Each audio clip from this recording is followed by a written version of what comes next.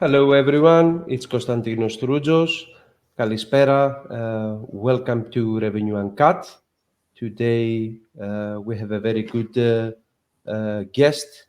His name is Ari Andricopoulos. Ari, welcome. Kalos όρισες. Thank you. It's very nice to be here. Thank you for responding, and it's very nice to have you on board. Ari Andricopoulos is the CEO of RoomPriceGenie. RoomPriceGenie is one of the top revenue management systems in Europe. Recently ranked as number 2 RMS provider from Hotel Tech Awards. Congratulations. Thank you. Ari, can you share a little bit on your background, how you began, and share a little bit about your company? Of course, yeah. So my background was in finance. I was making trading algorithms, so trying to find the right price for foreign exchange or shares, and like using data to try and predict movements. Mm-hmm. And I was doing that for 15 years. I wanted to do something different, and I also saw my father has got a 15-room bed and breakfast, which is in the Isle of Wight in England.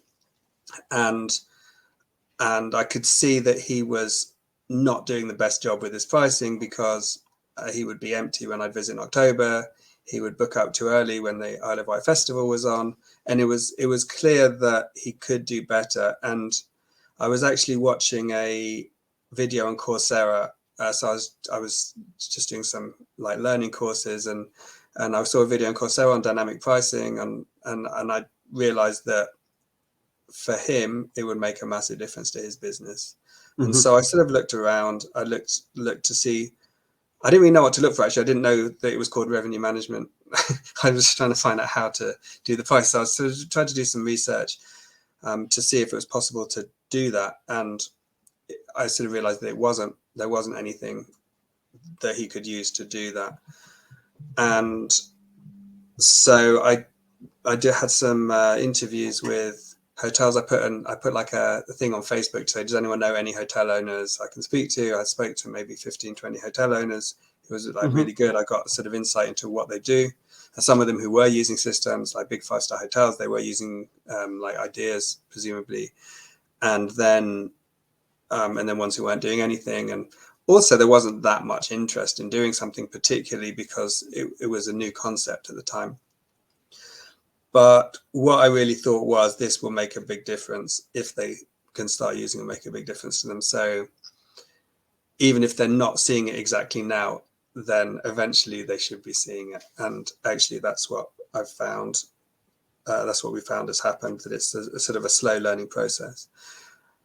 At the time, I underestimated the lack of connectivity in the market, which was just made it much harder at the beginning, but actually was really good for us because we just came along at exactly the right time as the APIs were opening up, as you had Muse or Apaleo sort of leading the way with more open APIs. So it was sort of just at the right time for that. And then slowly these other PMSs start to open up the APIs.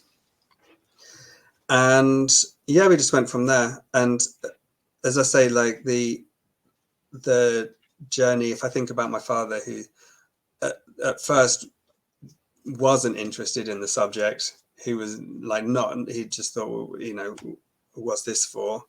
And now he's really interested in the subject, and he's actually 84 years old, but he sends me a file every year with days that he thinks he should be more expensive on. So he's sort of got into it. And I think that's more or less mirrored through a lot of the hotels that we speak to. Probably wouldn't even have thought of using something like this. And now it's like an important part of their business operations. And in terms of revenue, it's made a huge difference to his hotel. It's difficult to say exactly because obviously the market's gone up. I'd say his RevPAR is maybe 80% higher now than it was when he started, and there's been inflation, there's been whatever, but maybe 30-40% difference from using us, so which makes a huge difference in a small business. Especially with the shocks that have hit the industry, with the COVID, with the inflation, like all the costs going up so much, than to have a system like ours has meant that he hasn't had to worry so much about all of the things that have been happening. Absolutely. So yeah, so I mean that's how it started. We've now got You a have a team. little, you have a little bit of hospitality in your blood. Yeah. I think so. You took it as a legacy, so Yeah. now you had to combine your knowledge and try to expertise, and congratulations on that. Uh, Ari, RoomPriceGenie focuses on pricing optimization for hotels. Uh, could you provide an overview on how your platform uses data and technology to assist hotels set the most competitive and profitable room rates? Yeah, so basically when I started, it was originally the plan was to do it for smaller hotels, and now we have some very large hotels. We have really top revenue managers using us. But at the time it was, how do we automate everything for small hotels where you wouldn't necessarily have so much data? And for me, like the sort of, like I come from the finance world, and price data is really, really important. Like the prices that people are selling the hotels around you for are really important. So the initial starting point was, where do you fit within your competitive set? And if their prices are higher, then you can be higher, and if their prices are lower, then you need to be lower. So that's like the first sort of insight, is that you can get information from the prices of the hotels around you. So there's that aspect of trying to work out the demand using the prices. Then as it's got more sophisticated, in terms of demand, we now look at Airbnb data. We now look at, we actually have, part of our model is like a pickup model, which is a similar kind of system to a more traditional revenue management system, looking at how your bookings are coming in. We look at sort of broader demand for your property, not just on that night.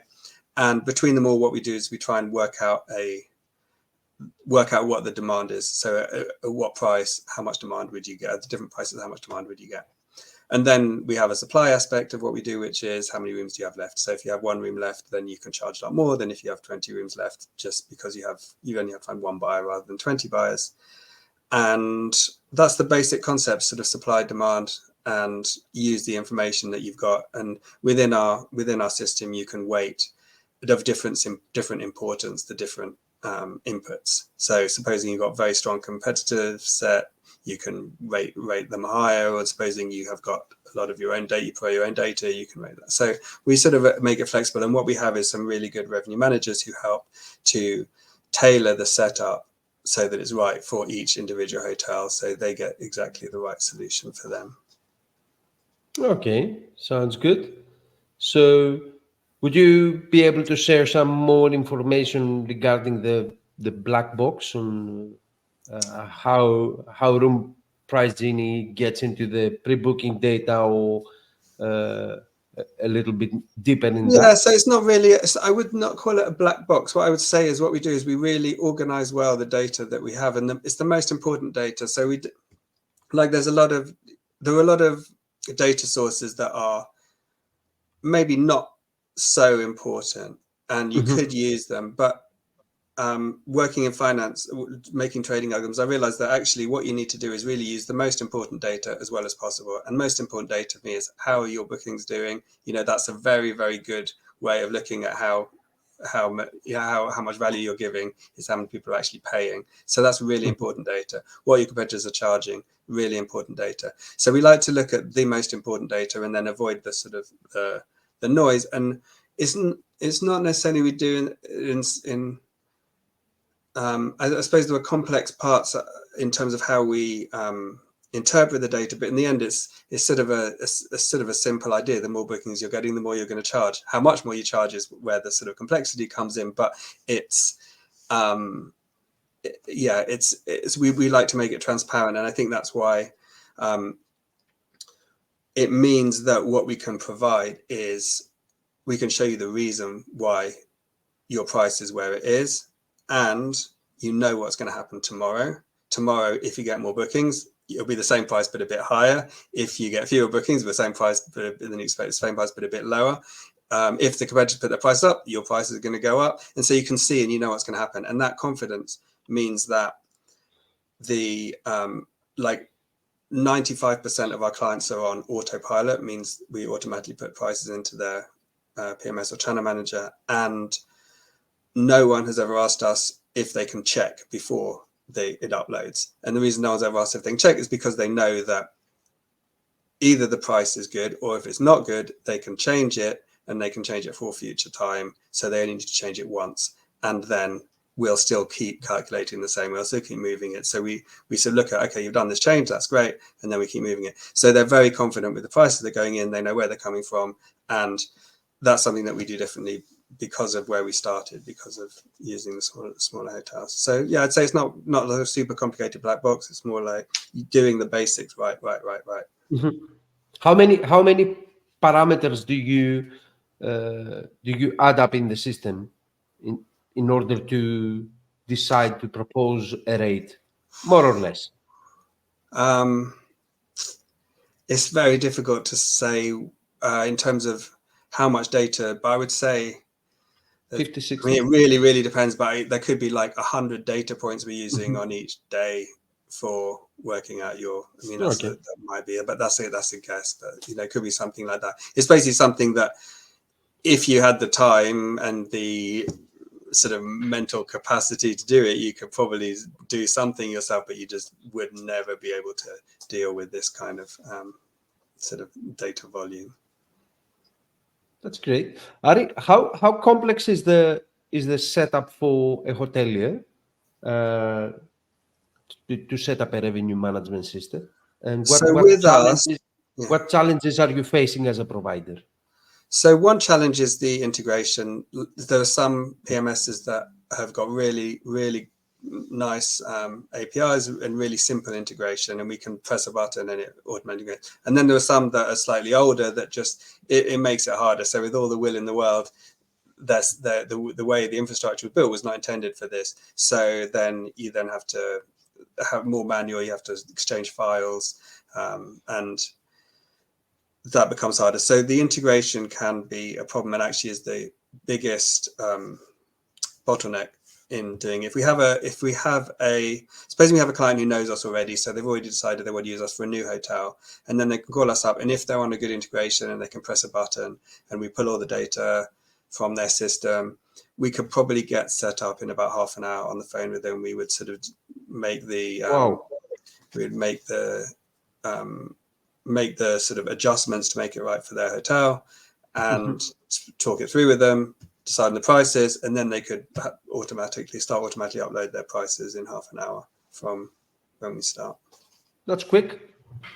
Yeah, well, we sort of knew we had to automate as much as possible. It's like our price range is not on the massively high side. We need to make sure that we can just automate as much as possible, because we like to spend time with the clients, but it's like we like to spend time with the clients to do things that a computer can't do.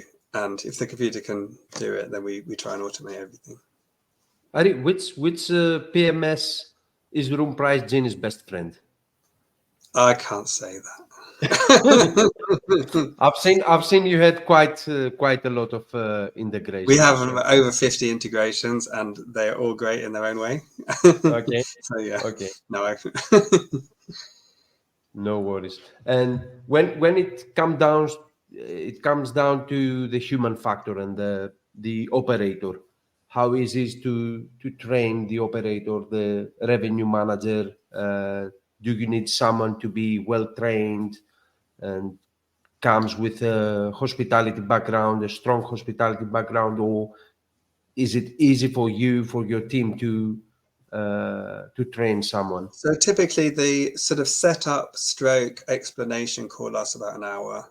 And so that would be the general training. And we have a lot of, we have material to help if people want more information. But we've really tried to keep, our policy has always been try and keep everything as simple as possible. So no matter how complex what we're doing actually is, we make what you have to set as clear and simple as possible, that it simplifies everything, so you sort of know Yeah. So in general, there's very little training involved. Mm-hmm.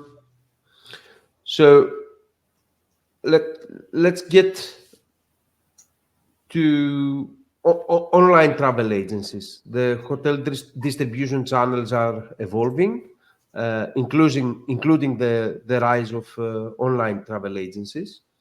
How does RoomPriceGenie assist hotels in optimizing their pricing strategies across various distribution channels?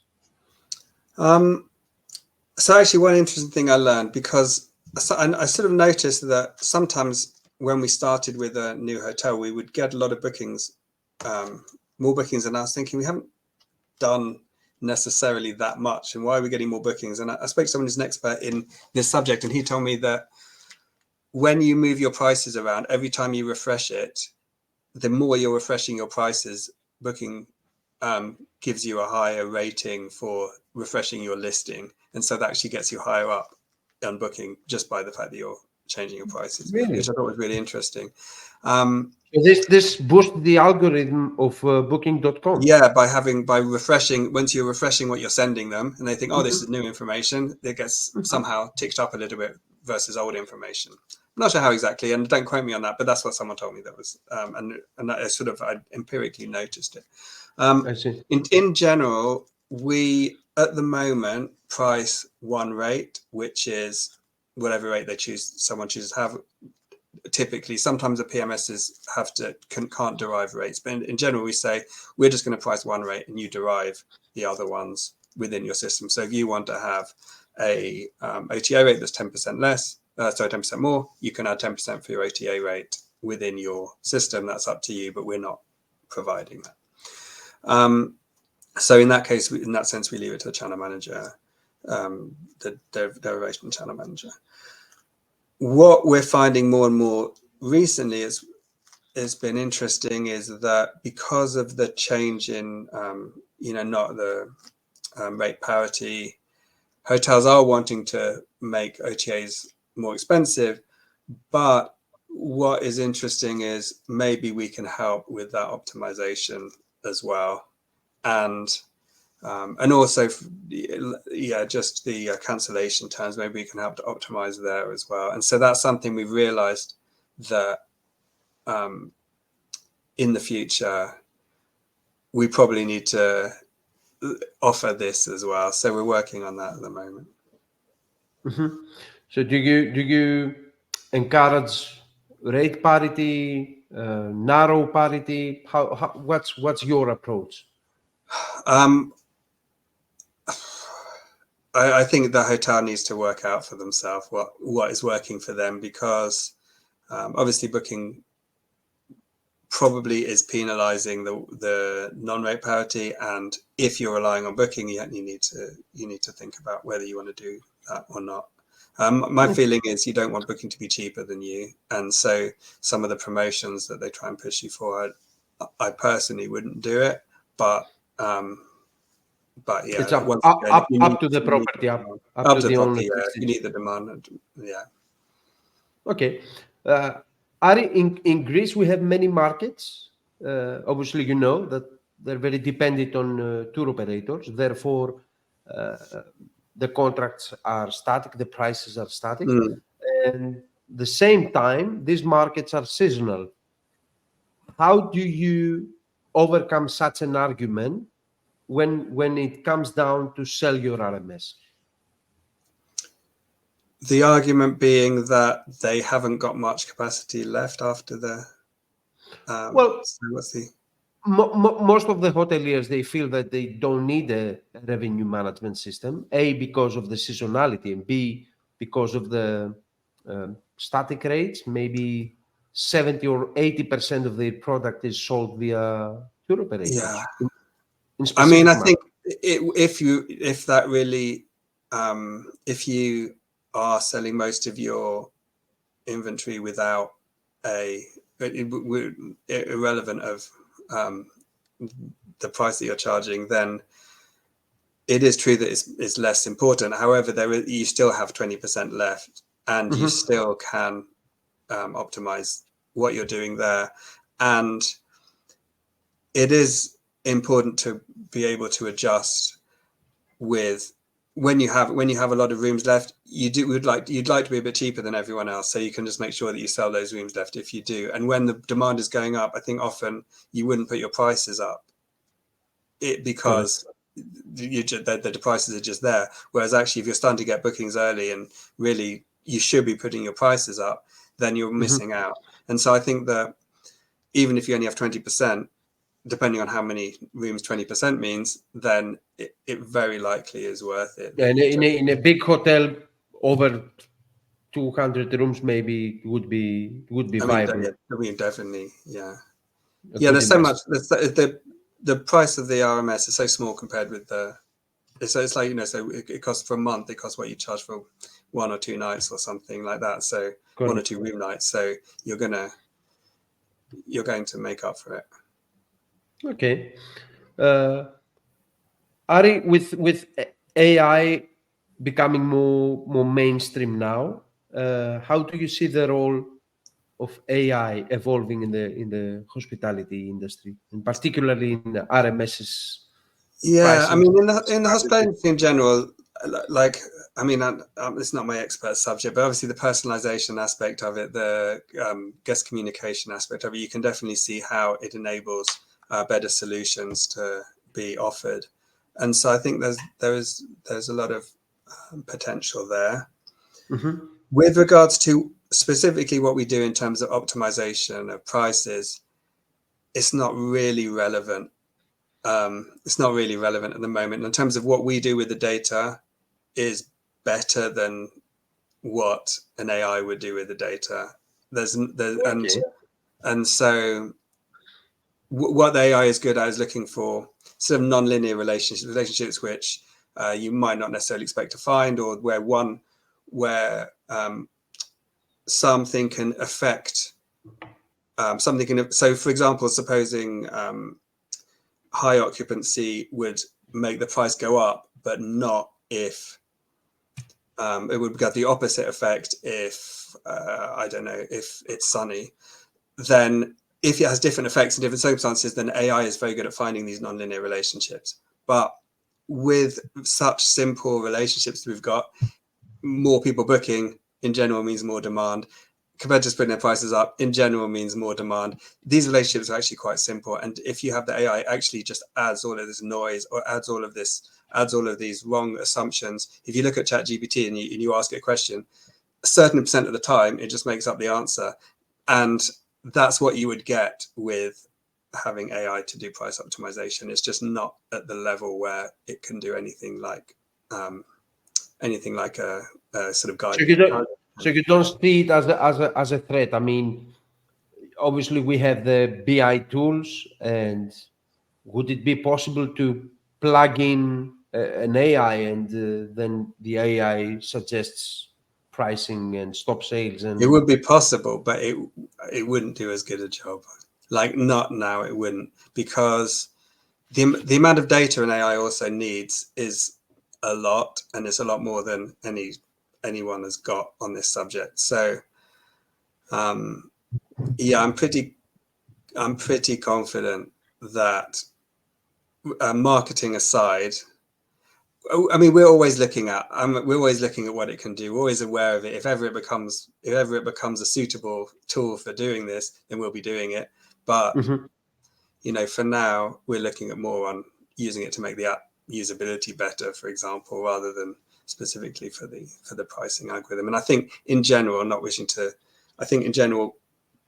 revenue management systems feel sort of forced to say they use AI because of marketing reasons, because it sounds cool and they sort of feel they have to say it. But if you really were to ask them whether it's an integral part of the algorithm, it can be used for certain small aspects of the algorithm, but is it an integral part of the algorithm? I very much doubt any RMS is using AI as a major part of their algorithm. yeah, maybe it's too early to discuss such a thing. But did you manage to find some time to play with the trip planners, for example, Expedia, TripAdvisor? No. Are they good? So and so. I found some flaws, but anyway, that's another topic. Looking ahead, what what trends and innovations do you foresee shaping the future of revenue management and pricing optimization? And how is the Room Price Genie is prepared to stay forefront of these developments? Yeah, I mean, I think we're always watching, and it's we sort of know that we need to get better all the time. Like that's like our goal is always to be offering more and more. Um, I mean, I don't specifically want to talk specifically about what we're planning to do in the next year or so, but we have got some good plans. I don't know if there's any. Is that the major step for us? Because what we say is we'll get your price right, and the major steps for us are there. There were some smaller, So say we do 95% of the job, and we can move up to 96% or 97%, and that is what we're going to be aiming to do, is to keep just making incremental improvements. But I would say the major parts are there, but there are always these little things that we can do to make it better, and also to make the user experience, like to make it more fun to use, to make it more interactive.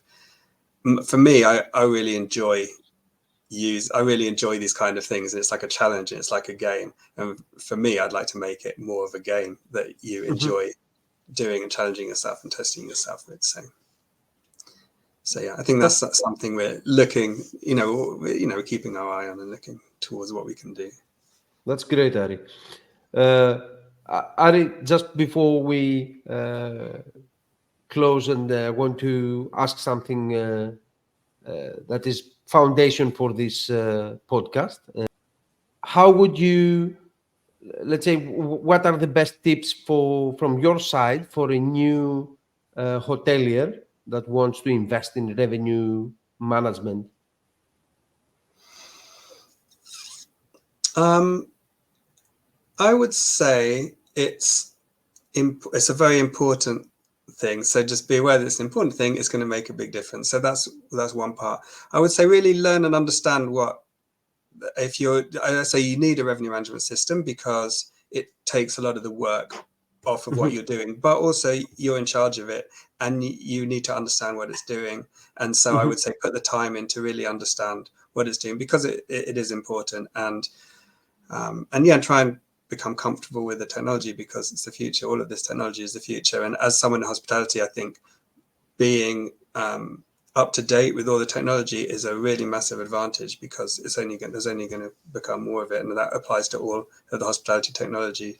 That'll be open, be learning, and yeah, I think there's a nice future. I also think working in hotel technology is a nice thing as well, because you can go from hospitality technology to hospitality, or to other technology, whichever route you want to go afterwards. So that would be something to think about as well, if you want to transfer your skills outside of hospitality towards the technology Okay, sphere. so you think that it's good to be in the hospitality industry, but maybe spend a couple of years or more in the Yeah, yeah, why not? travel. Yeah, it's a nice Sounds good. industry as well. We have the Mhm. hospitality from the hospitality industry in the hospitality technology, so it's a nice industry. Ari, thank you for your time. I wish you all the best, and Thank you, we Cassius. we I look forward to the next episode. Thank you for your Awesome. time, Osman. Thank you. It's been really good. Thank you.